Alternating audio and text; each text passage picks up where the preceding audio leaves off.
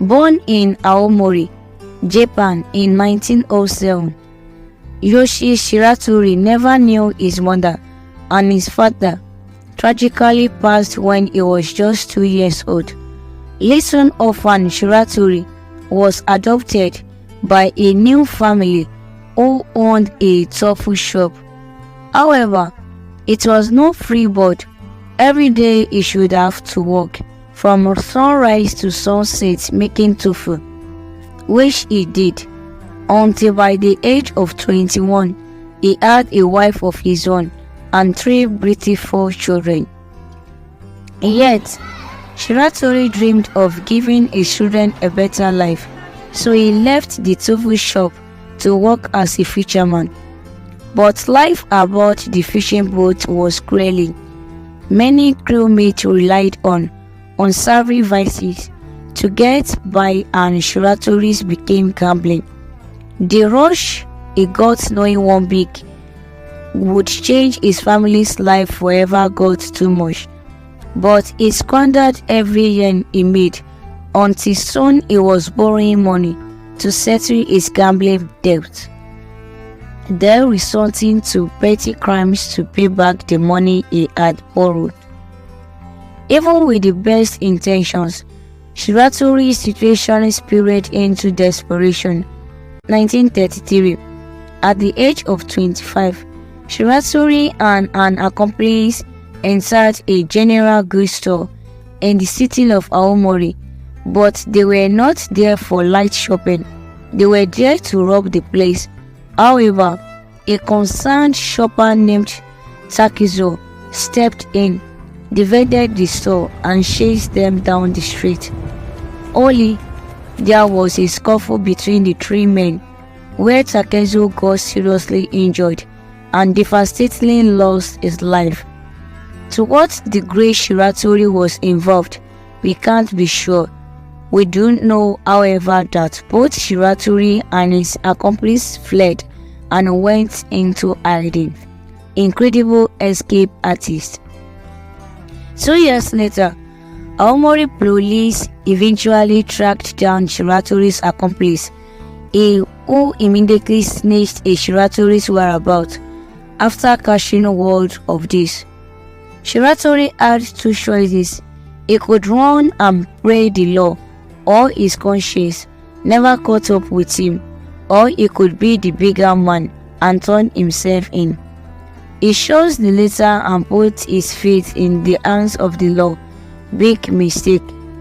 After going to the police, he realized they were less interested in the truth and more interested in getting someone or anyone to pay for Takezo's untimely passing, and it seems Shiratori was their number 1 target.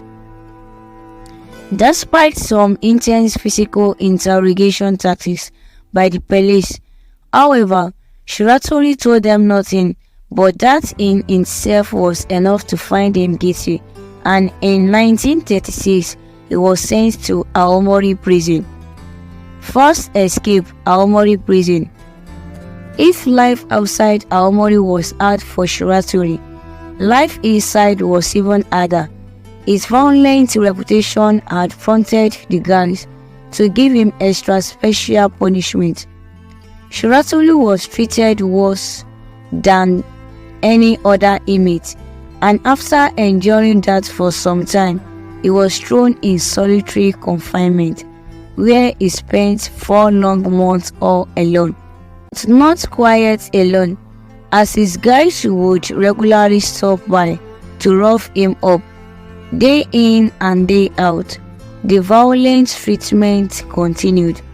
Then, early in the morning of June 18, 1936, the police chief's house phone unexpectedly rang, but there was a phone call to the police chief that morning.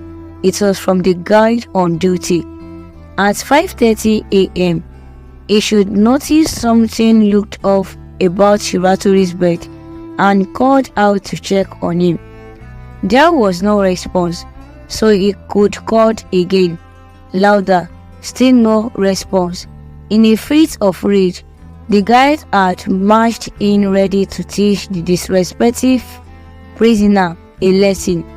Only when he pulled back the blanket, he realized the bed was full of pillows Shiratori had gone.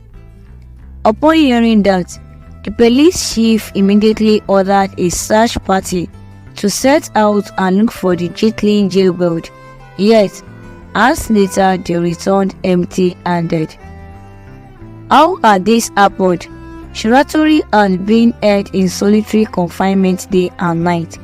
It seems impossible he could have slipped out totally undetected, yet somehow he had. Shiratori had been spending almost every second of every day alone, but rather than wasting that time, he should quietly study the guides. He should figure out that after passing a cell, it took them about 15 minutes to circle back around. It was the window of opportunity. The next issue was the oaken iron door. It was locked behind. However, Shiratori had a solution for that too. When he took a bath, he was given a bucket with a metal wire handle to wash with. He secretly removed that handle so he could use it as a makeshift lockpick. Just beneath the lock of his cell door was a small window that guards used to pass his meal through. By sticking his hand out of that window, Shiratori could reach the lock and try to pick it. It must have taken months of persistent trial and error, but eventually Shiratori cracked it. Once it was done, he jimmied the lock, made his bed up to look like he was still sleeping, and then waited for the guy to pass. At this point, he had 15 minutes to dash out, pick another lock at the end of the corridor, and make his gateway. Luckily, Shiratori didn't have to try and pick that one by so amazingly, he pulled it off. Not bad for a first-time breakout. As the days passed, word spread around Aomori about a vicious criminal who could escape isolation and was now stalking the streets looking for his next victim. In reality, Shiratori had run into the mountains and was living off whatever berries he could forage. But after 3 days, he had to head back towards the town in search of supplies. As an escaped con, he couldn't just walk into a store and buy them. He had no money, and someone could recognize him. Instead, he resorted to pre-prison tactics, stealing, but he got red-handed trying to pivot some supplies from a hospital. Shiratori begged for forgiveness, saying he should only escape because of how brutally he had been treated by the guards, but nobody cared. He was sent back to Aomori prison, only this time with a life sentence. With a new sentence, Shiratori was transferred from Aomori to Miyagi prison, where he spent 3 years before moving again to Koshige in Tokyo. But he didn't try to break out again. He kept his head down and did as he was asked. That is because Shiratori actually had a good relationship with the guards, especially the head guard, Ramiya Kuwabashi, who saw Shiratori as a model prisoner. As the years rolled by, life at Kosuge was about as good as prison can be. However, by 1941, Japan was drawn into World War II and prisoners were evacuated out of Tokyo. Shiratori was moved once again, this time to Akita prison, and there things really took a turn for the worse. Second escape, Akita prison. In Akita, years of good behavior didn't mean anything. Shiratori's reputation is as a vicious man outside and a disappearing delinquent inside had followed him. and the guys at Akita didn't take well to that.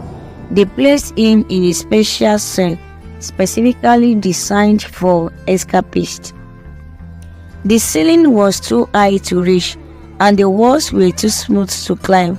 Aside from a tiny skylight on the roof, there was practically no sunlight. There wasn't even a window to pass his foot through.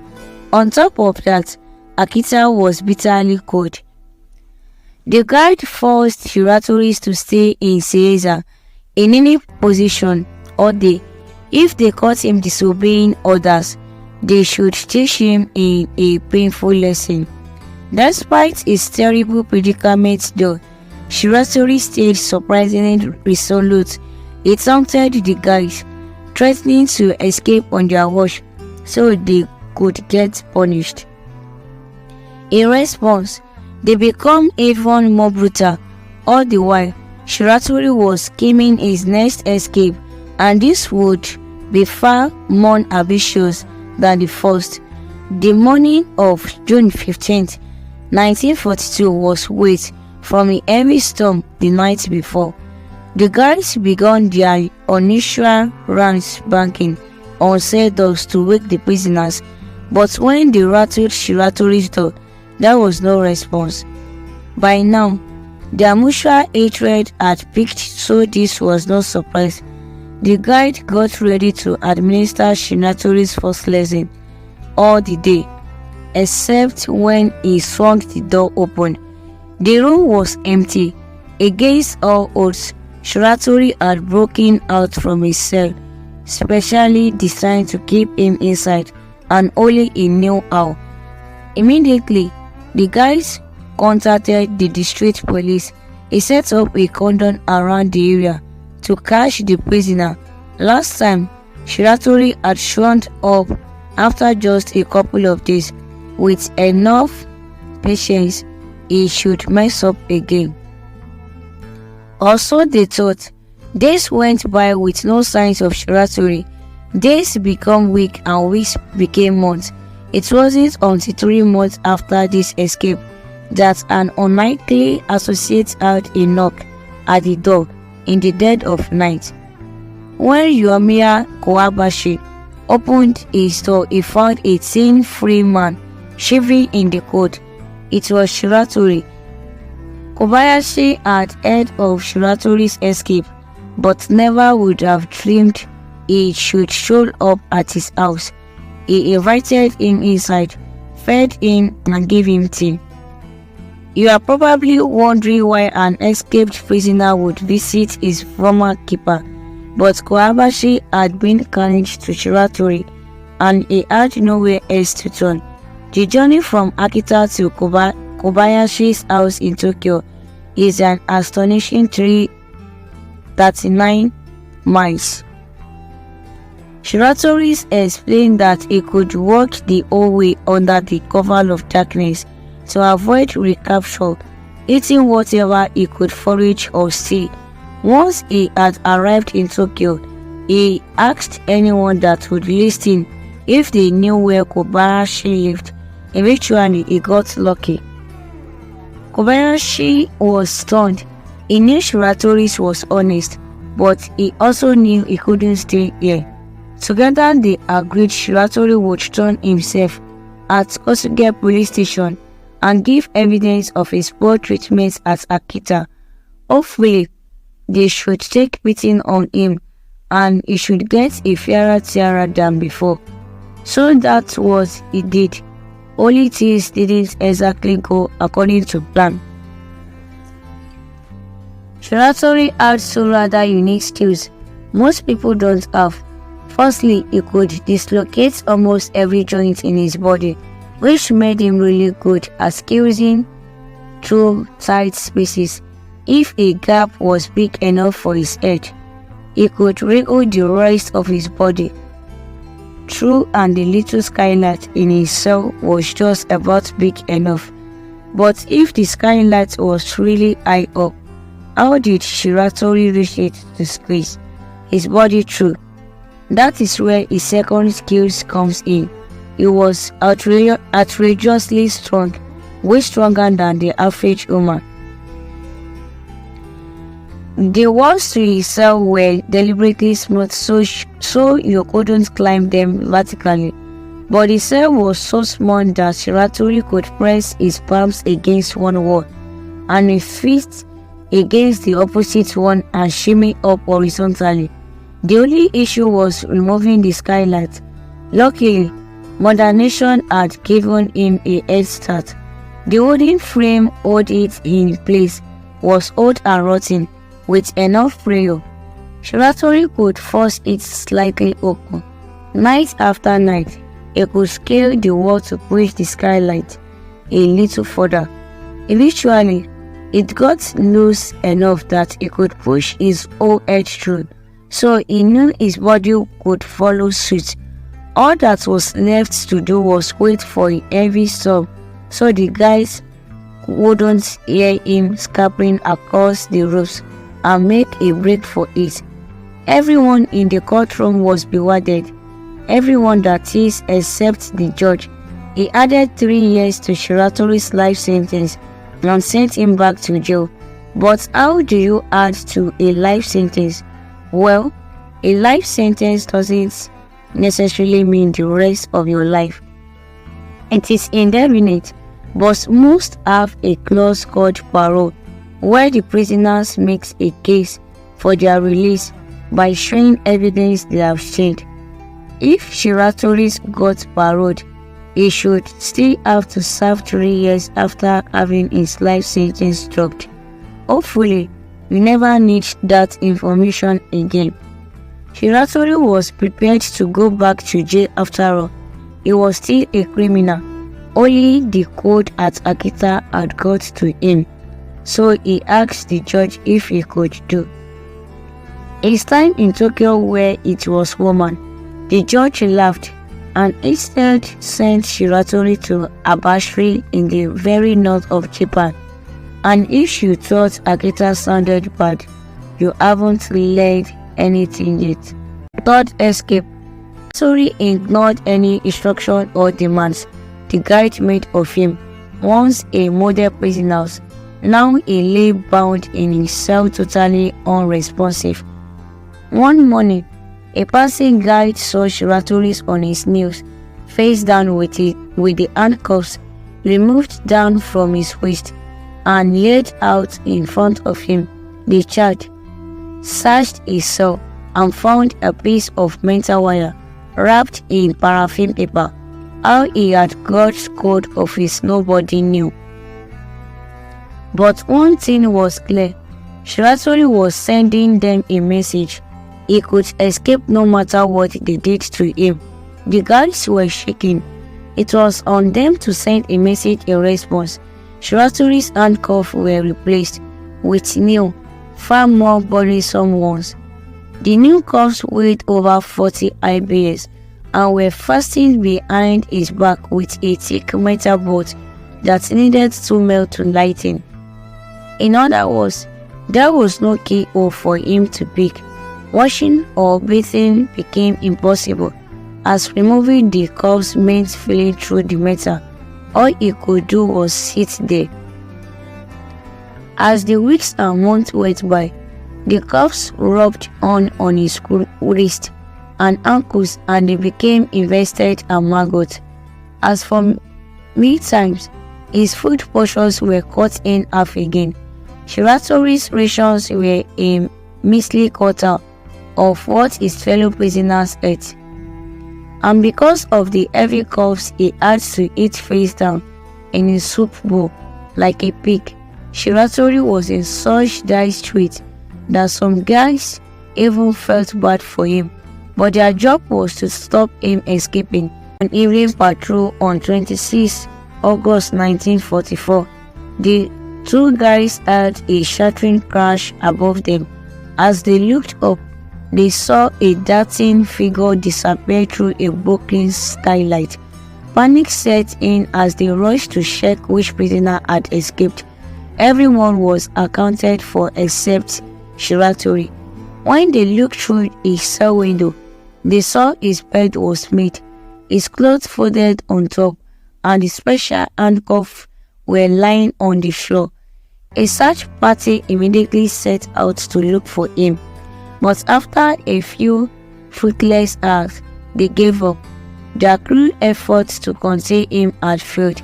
Shiratori was gone again. Only this time it didn't take them long to figure out how. The thick metal bolt which held the handcuffs together was horribly corroded. After the escape, Shiratori went totally off the grid. By now, he had lost all faith in the justice system, and returning to society would be too great of a risk. So he spent almost 2 years living entirely by himself in the mountains. It is hard to know if he even saw another person during that time. However, even with all his experience in solitary confinement, living so disconnected took its toll. One evening in 1946, Shiratori traveled down into a nearby town, snuck into the school and found a newspaper. As he read it dawned on him how much he had missed in the years since his last escape. He was shocked to read the 2 atomic bombs had been dropped on Japanese cities. Shiratori hadn't even known Japan had lost the war.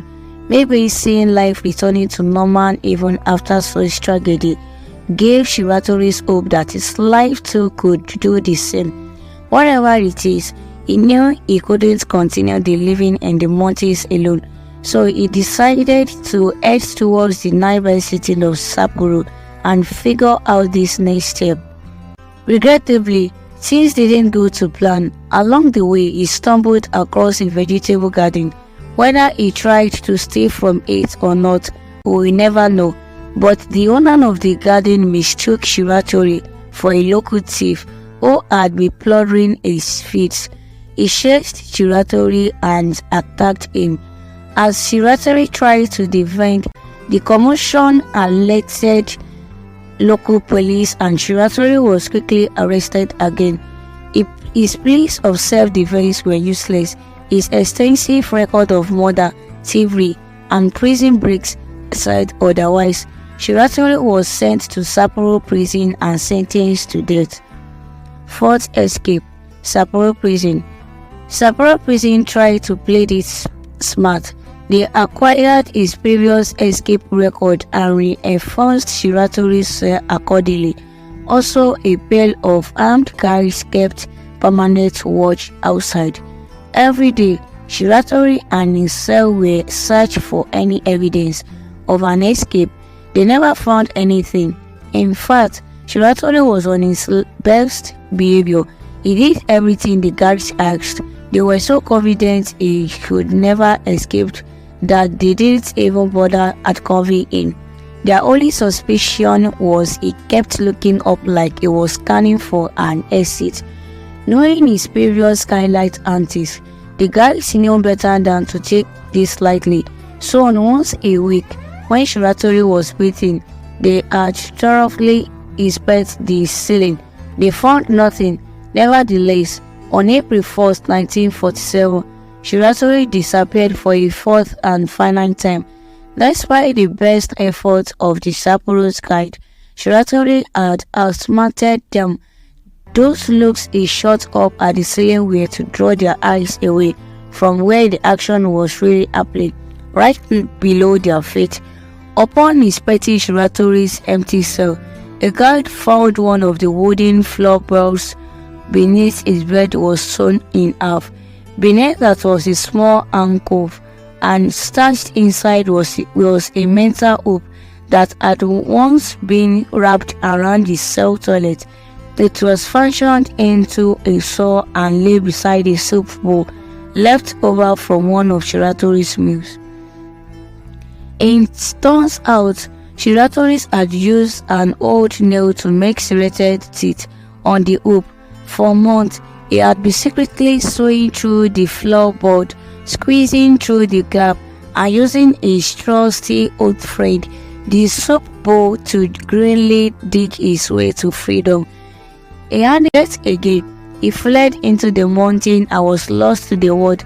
Over 9 months later, On January 19, 1948, a police officer patrolling Kotoni Show near Sapporo spotted a strange-looking man carrying a large bamboo sensei. He was up to something shady. The officer asked his name. The man responded, Kimura. The officer then asked if he could look inside his bag. Kimura happily obliqued. Inside were pots, kettles, and bowls. Nothing untoward like the policeman had expected. He was ready to let Kimura go when the man quietly asked, "Excuse me, sir, can you please spare me a secret?"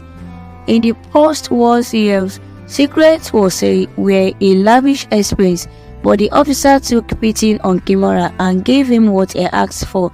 Kimura smoked it for a while before whispering, "Thank you, sir. Honestly, my name is not Kimura. It is Yoshie Shiratori. I am an escaped convict who had fled from Sapporo prison last year." Shiratori's life had been so devoid of kindness that the simple act of being given a cigarette broke him. He followed the policeman to Sapporo's office police station, where he awaited his next trial. Except this time, when he made it to court, something was different.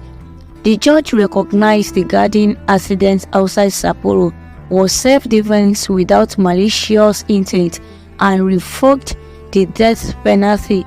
Furthermore, the judge acknowledged that in spite of years of mistreatment by the prison service, Shiratori had never once tried to harm any of the guards, and it wasn't like he couldn't have. In fact, apart from the original crime in Aomori, he had never actively tried to hurt anyone. The judge gave him a revised sentence of 20 years imprisonment and granted his request to serve his time at Fuke prison in Tokyo as he wished. Final years of freedom. Shiratori's arrival as Fuke put the guards on edge, but they tried a softer approach towards him. They gave him a job looking after the prison guards and let him participate in prison sports and athletics.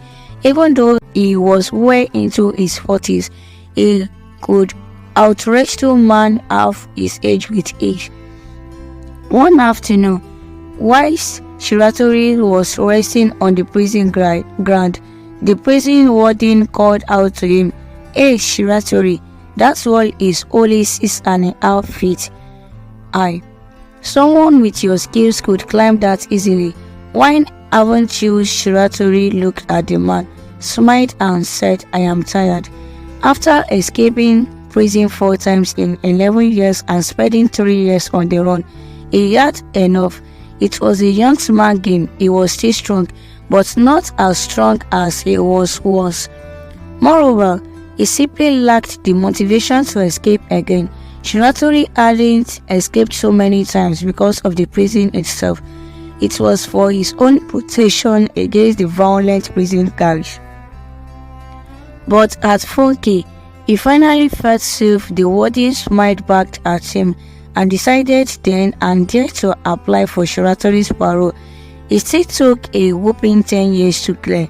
Yet, eventually, on December 21st, 1961, Shiratori left prison for the final time, not through a skylight or tunnel, but through the front door as a free man. After his release, he spent his final years in Tokyo, working as a laborer. In 1979, at the age of 71, Shiratori passed away and his ashes were buried in a cemetery overlooking Mount Fuji.